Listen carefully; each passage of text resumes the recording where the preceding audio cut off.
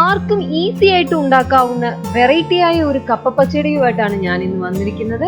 ഏവർക്കും ജോപ്പൻസ് കിച്ചണിലേക്ക് സ്വാഗതം. നിങ്ങൾ ഇതുവരെ ഞങ്ങളുടെ ചാനൽ സബ്സ്ക്രൈബ് ചെയ്തിട്ടില്ലെങ്കിൽ സബ്സ്ക്രൈബ് ചെയ്യാനും തൊട്ടടുത്തുള്ള ബെൽ ബട്ടൺ എനേബിൾ ചെയ്യാനും മറക്കരുത്.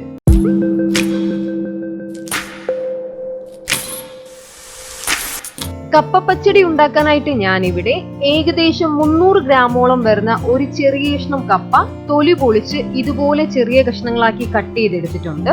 ഇനി നമുക്ക് ഒന്നും കൂടെ ഇതുപോലെ ചെറിയ കഷ്ണങ്ങളാക്കി കട്ട് ചെയ്തെടുക്കാം.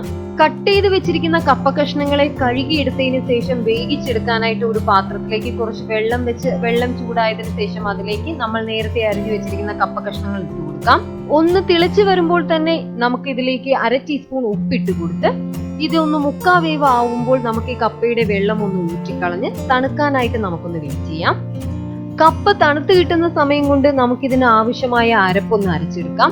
അതിനായി ഒരു മിക്സിയുടെ ജാറിലേക്ക് 1/4 മുറി ചിരകിയ തേങ്ങ, 5 ചെറിയ ഉള്ളി, 2 പച്ചമുളക് ചെറുതായിട്ട് അരിഞ്ഞത്, 1/2 ടീസ്പൂൺ ജീരകം, 1/2 ടീസ്പൂൺ കടുകും കുറച്ച് വെള്ളവും കൂടെ ഒഴിച്ചു കൊടുത്ത് നമുക്കിത് നല്ലതുപോലെ ഒന്ന് അരച്ചെടുക്കാം.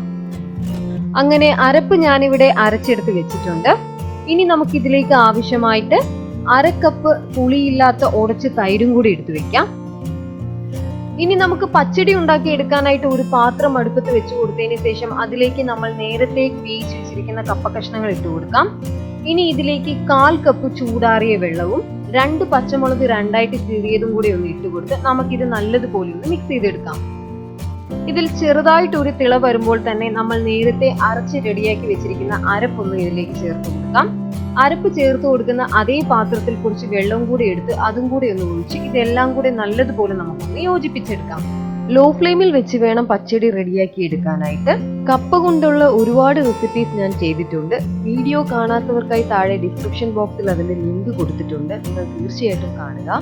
ഈ സമയം ഉപ്പൊന്ന് ചെക്ക് ചെയ്തതിന് ശേഷം ആവശ്യത്തിന് ഉപ്പ് ചേർത്ത് കൊടുക്കാവുന്നതാണ്. ഉപ്പ് ചേർത്തതിന് ശേഷം നമുക്കിത് നല്ലതുപോലെ ഒന്ന് മിക്സ് ചെയ്തെടുക്കാം.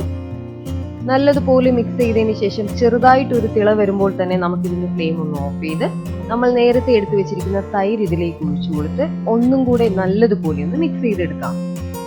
തൈര് ഒഴിച്ചു കൊടുത്തതിന് ശേഷം ഉപ്പ് കുറവുണ്ടെങ്കിൽ നിങ്ങൾക്ക് ചേർത്ത് കൊടുക്കാവുന്നതാണ്. ഇനി നമുക്ക് ഈ പച്ചടി ഒന്ന് താളിച്ചെടുക്കാം.